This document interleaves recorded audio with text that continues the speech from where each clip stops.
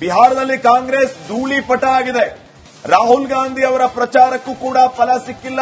Over all Mahagathbandhan ಮೇಲೆಯೂ ಕೂಡ ಇದರ ಪರಿಣಾಮ ತಟ್ಟಿದೆ. ಕಾಂಗ್ರೆಸ್ ಅನ್ನ ನಿರಾಕರಿಸಿದ್ದಾರೆ ಬಿಹಾರದ ಜನ. 2 ಅಂಕೆ ಸ್ಥಾನಗಳಲ್ಲೂ ಕೂಡ ಮುನ್ನಡೆಯಲ್ಲ. ಕೈ ಹಿಡಿಯುವ ಒಂದು ಆಶಾಭಾವ ಏನಿತ್ತು, ಆದ್ರೆ ಅದು ಕೂಡ ಈಗ ಇಲ್ಲದಾಗಿದೆ. ಕಳೆದ ಸಾರಿಗಿಂತಲೂ ಈ ಸಾರಿ ಅವರು ಕಡಿಮೆ ಸೀಟ್ಗಳನ್ನ ತನ್ನದಾಗಿಸಿಕೊಳ್ಳುವ ಸಾಧ್ಯತೆ ಅಧಿಕವಾಗಿದೆ. ಈಗ ಸಿಂಗಲ್ ಪಾರ್ಟಿ ಅಂದ್ರೆ 8 ಕ್ಷೇತ್ರಗಳಲ್ಲಿ ಕಾಂಗ್ರೆಸ್ ಮುನ್ನಡೆಯನ್ನ ಕಾಯ್ದುಕೊಳ್ತಾ ಇದೆ. ಅದು ಡಬಲ್ ಡಿಜಿಟ್ ಆಗುತ್ತಾ ಇಲ್ವಾ ಅನ್ನುವಂತ ಸಂಶಯ ಕಾಂಗ್ರೆಸ್ ನಾಯಕರನ್ನೇ ಕಾಡ್ತಾ ಇದೆ. ಮಹಾರಾಷ್ಟ್ರ ಆಯಿತು, ಹರಿಯಾಣ ಆಯಿತು, ಈಗ ಬಿಹಾರ್. ಇಲ್ಲಿಯೂ ಕೂಡ ರಾಹುಲ್ ಗಾಂಧಿಗೆ ಜನ ಜೈ ಅಂತ ಇಲ್ಲ. ಈಗ ಮಹಾಗಠಬಂಧನ್ ಅಸ್ತಿತ್ವದ ಪ್ರಶ್ನೆ ಆಗುತ್ತೆ.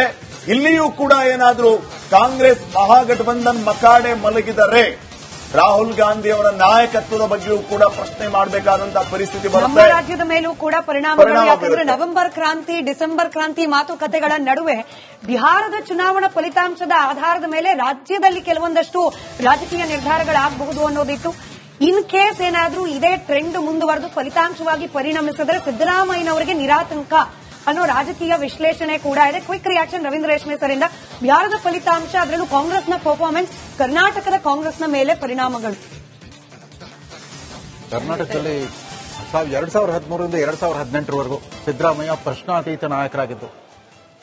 ಈ ಡಿ.ಕೆ. ಶಿವಕುಮಾರ್ ಉಪಮುಖ್ಯಮಂತ್ರಿ ಆಗೋದ್ರಲ್ಲಿ ಮಂತ್ರಿ ಆಗಲಿಕ್ಕೆ 9 ತಿಂಗಳು ಕಾಯಬೇಕಾಯಿತು. ಸೋನಿಯಾ ಗಾಂಧಿ ಅವರ ಕೃಪಾ ಕಟಾಕ್ಷದಿಂದ ಇವರು ರೋಷನ್ ಬೇಗು ಮತ್ತು ಡಿ.ಕೆ. ಶಿವಕುಮಾರ್ ಮಂತ್ರಿ ಆದರು 9 ತಿಂಗಳ ನಂತರ. ಆದ್ರೆ 2023ರಲ್ಲಿ ಹಾಗಾಗಲಿಲ್ಲ. ಮೊದಲನೇ ದಿವಸದಿಂದಾನೆ, ನಾಯಕತ್ವದ ಆಯ್ಕೆಯ ದಿವಸದಿಂದಾನೆ ಅಲ್ಲಿ ಬಾಲಗ್ರಹ ದೋಷ ಶುರುವಾಗ್ಬಿಡ್ತು. ಇವ್ರು ದಿಲ್ಲಿಗೆ ಹೋಗಲೇ ಇಲ್ಲ, ಇಲ್ಲೇ ಕೂತ್ಕೊಂಡ್ಬಿಟ್ರು. ಏನು ಭಕ್ತಿ ಇದ್ದಲ್ಲಿ ಭಗವಂತ, ಪ್ರಯತ್ನ ಇದ್ದಲ್ಲಿ ಪ್ರತಿಫಲ ಅನ್ಕೊಂಡ್ಬಿಟ್ಟು ಇವರೆಲ್ಲೇ ಕೂತಿದ್ರು. ಕೊನೆಗೆ ಅವ್ರು ಒಪ್ಪಿಸಿದ ಕೆಲಸ ಮಾಡ್ಕೊಂಡ್ರು. ಅವ್ರಿಗೆ ಒಳ ಒಪ್ಪಂದದ ಬಗ್ಗೆ ನಿರಂತರವಾದ ಚರ್ಚೆ ಏನ್ ಬಂತು, ಅದಕ್ಕೆ ಡಿ.ಕೆ. ಶಿವಕುಮಾರ್ ತುಂಬಾ ಅನ್ಕೊಂಡ್ಬಿಟ್ಟಿದ್ದಾರೆ. ಆಮೇಲೆ ಇದುವರೆಗೂ ಕಾಂಗ್ರೆಸ್ನವರು ಮಧ್ಯಮ ವರ್ಗ ಅಂದ್ರೆ ಮೂಗು ಮುರಿತಾ ಇದ್ರು. ಇವರೆಲ್ಲ ಸಿಟಿ ವೋಟರ್ಸ್ ಬಿಜೆಪಿಗೆ ಹಾಕ್ತಾರೆ, ಜನತಾದಳಕ್ಕೆ ಹಾಕ್ತಾರೆ.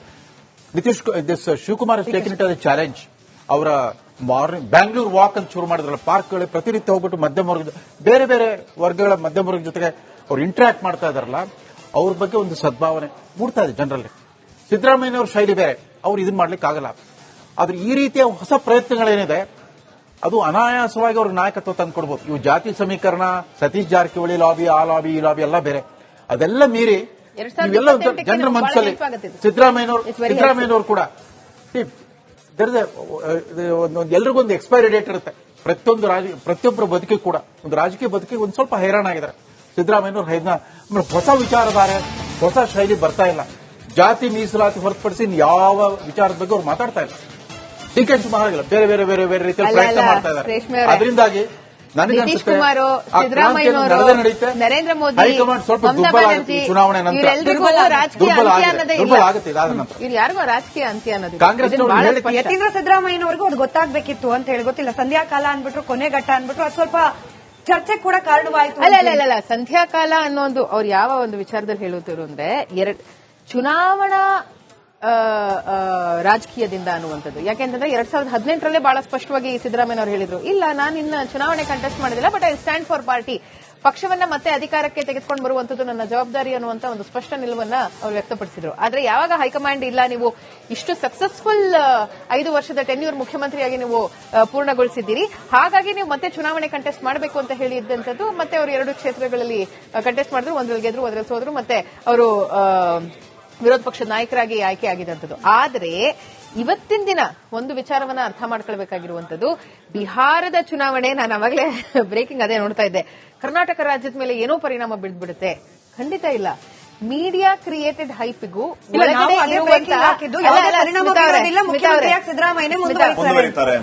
ಮುಖ್ಯಮಂತ್ರಿಯಾಗಿ ಸಿದ್ದರಾಮಯ್ಯನವರು ಮುಂದುವರಿತಾರೆ ಅನ್ನುವಂಥದ್ದನ್ನ ಸನ್ಮಾನ್ಯ ಉಪಮುಖ್ಯಮಂತ್ರಿಗಳಾದಂಥ ಡಿ.ಕೆ. ಶಿವಕುಮಾರ್ ಅವರು ಕೂಡ ಹೇಳಿದ್ದಾರೆ.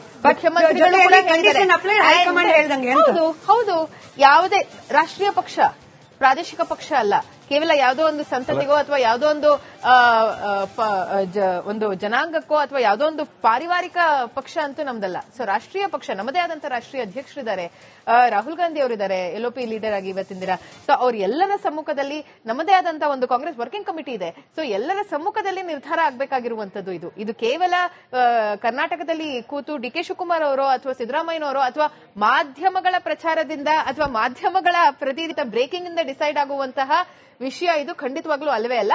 ಈ ಒಂದು ಕಾರಣಕ್ಕೆ ಬಹಳ ಸ್ಪಷ್ಟವಾಗಿ ಸಿದ್ದರಾಮಯ್ಯನವರು ಹೇಳಿರುವಂತದ್ದು, 5 ವರ್ಷಗಳ ಕಾಲ ನಾನೇ ಮುಖ್ಯಮಂತ್ರಿಯಾಗಿ ಆಯ್ಕೆ ಆಗಿರ್ತೀನಿ ಅನ್ನುವಂತ ಒಂದು ವಿಚಾರದಲ್ಲಿ ನಾನು ಪ್ರಮಾಣ ವಚನವನ್ನ ಸ್ವೀಕಾರ ಮಾಡಿದ್ದೀನಿ.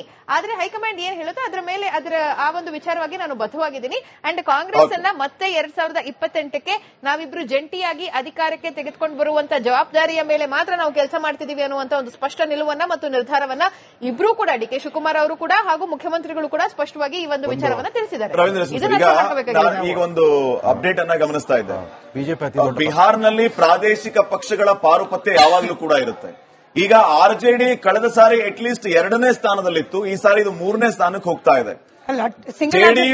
RJD ಇತ್ತು ಲಾಸ್ಟ್ ಟೈಮ್, ಈಗ 3ನೇ ಸ್ಥಾನಕ್ಕೆ ಬಂದಿದೆ. JDU first party, BJP second party, ಈಗ RJD 3ನೇ ಸ್ಥಾನಕ್ಕೆ ಹೋಗಿದೆ. ಅಲ್ಲಿಗೆ ಸಹವಾಸ ದೋಷವೇ ಕಾರಣ ಆಯ್ತಾ RJDಗೆ ಅಂತ? ಹಾಗಲ್ಲ ನೋಡಿ, RJD ಪ್ರಾದೇಶಿಕ ಪಕ್ಷ, JDU ಪ್ರಾದೇಶಿಕ ಪಕ್ಷ ಅಂತ ಅನ್ಬೋದು. ಲಲ್ಲೂ ಪ್ರಸಾದ್ ಯಾದವ್ ಮತ್ತು ನಿತೀಶ್ ಕುಮಾರ್ ಕೇಂದ್ರ ಸರ್ಕಾರಗಳು ಕೂಡ ಅಷ್ಟೇ ವರ್ಚಸ್ವಿ ನಾಯಕರಾಗಿದ್ರು. ಸಮಾಜವಾದಿ ಪಕ್ಷ ಕೂಡ ಅಷ್ಟೇ, ಕೇವಲ ಉತ್ತರ ಪ್ರದೇಶ ಸೀಮಿತವಾಗಿರಲಿಲ್ಲ. ಮುಲಾಯಂ ಸಿಂಗ್ ಯಾದವ್ ರಾಷ್ಟ್ರದ ರಕ್ಷಣಾ ಸಚಿವರಾಗಿದ್ರು ಕಾಂಗ್ರೆಸ್ ನೇತೃತ್ವದ ಸರ್ಕಾರಗಳಲ್ಲಿ. ಒಬ್ಬ ಶರದ್ ಪವಾರ್ ಅವರು ರಾಷ್ಟ್ರ ನಾಯಕತ್ವದಲ್ಲೂ ಇರ್ತಾರೆ, ಪ್ರಾದೇಶಿಕ ಪಕ್ಷದಲ್ಲೂ ಪ್ರಾದೇಶಿಕ ವ್ಯವಸ್ಥೆಯನ್ನು ಕೂಡ ಅವ್ರು ನಿರ್ವಹಿಸ್ತಾರೆ.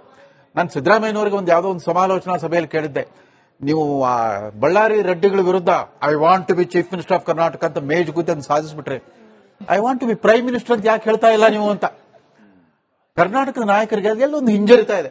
ದೇವೇಗೌಡರಾಗಿದ್ದ ಆಕಸ್ಮಿಕ, ಅದಾದ ನಂತರ ಮತ್ತಾರೂ ಕೂಡ ಖರ್ಗೆ ಅವ್ರಿಗೆ ಆ ಸಾಧ್ಯತೆ ಇತ್ತು. ನೋಡಿ ನೋಡಿ ನೋಡಿ ಎಂತ ವಿಪರ್ಯಾಸ ಅಂತಂದ್ರೆ, ಇಂಡಿಯಾ ಮೈತ್ರಿಕೂಟದ ಮೂಲ ಪ್ರವರ್ತಕರೇ ನಿತೀಶ್ ಕುಮಾರ್. ಪಟ್ನಾದಲ್ಲಿ ಮೊಟ್ಟ ಮೊದಲ ಸಭೆ ನಡೀತು, ಎಲ್ಲ ಹಿರಿಯ ನಾಯಕರ ಸಭೆ.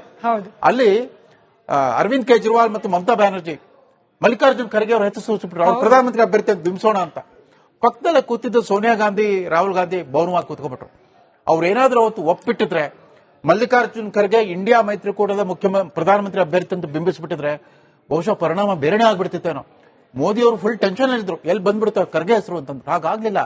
ಕಾಂಗ್ರೆಸ್ ಪಕ್ಷ ಈ ರೀತಿಯ ತನ್ನದೇ ಆದ ಕೆಲವು ಆತ್ಮವಂಚನೆ ರಾಜಕಾರಣದಿಂದಾಗಿ ಹಿಂಜರಿತಾ ಇದೆ. ಇದು ಬಿಹಾರ್ ಚುನಾವಣೆ ಎಲ್ರಿಗೂ ಒಂದು ದೊಡ್ಡ ಪಾಠ. ಒಬ್ಬ ನಿತೀಶ್ ಕುಮಾರ್ ವ್ಯಕ್ತಿತ್ವ ಇವತ್ತು NDAನ ಗೆಲ್ಲಿಸ್ತಾ ಇದೆ, ಬಿಜೆಪಿಯನ್ನು ಗೆಲ್ಲಿಸ್ತಾ ಇದೆ. ಆಮೇಲೆ ಇವರೆಲ್ಲ ಇಷ್ಟು ಅಹಿಂದ ಅಂತಾರಲ್ಲ, ಈ ಸಾಂಪ್ರದಾಯಿಕ ಪಕ್ಷ ಆಗಿರೋ ಬಿಜೆಪಿನಲ್ಲಿ ಒಬ್ಬ ಅಹಿಂದ ನಾಯಕ 25 ವರ್ಷದಿಂದ 13 ವರ್ಷ ಮುಖ್ಯಮಂತ್ರಿ, 11 ವರ್ಷ ಆಲ್ ಟೈಮ್ ರೆಕಾರ್ಡ್, ಅದನ್ನ ಯಾರು ಬ್ರೇಕ್ ಮಾಡೋಕ್ಕಾಗಲ್ಲ. PV ನರಸಿಂಹರಾಯರು, ಮೊರಾರ್ಜಿ ದೇಸಾಯಿ, ದೇವೇಗೌಡರೆಲ್ಲ ಸಣ್ಣ ಅವಧಿಗೆ ಮುಖ್ಯಮಂತ್ರಿ ಆಗಿದ್ರು. ಇವರು RSS ಶಾಖದಿಂದ ಡೈರೆಕ್ಟ್ ಆಗಿ ಪ್ರೈಮ್ ಮಿನಿಸ್ಟರ್ ಪೋಸ್ಟ್ಗೆ ಬಂದಿಲ್ಲ. ಮೋದಿ ಅವ್ರಿಗಿಂತ ಅಹಿಂದನ ಸಿದ್ದರಾಮಯ್ಯ, ಅವ್ರಿಗೆ ಯಾವ ಜಾತಿ ಬಲನೇ ಇಲ್ಲ.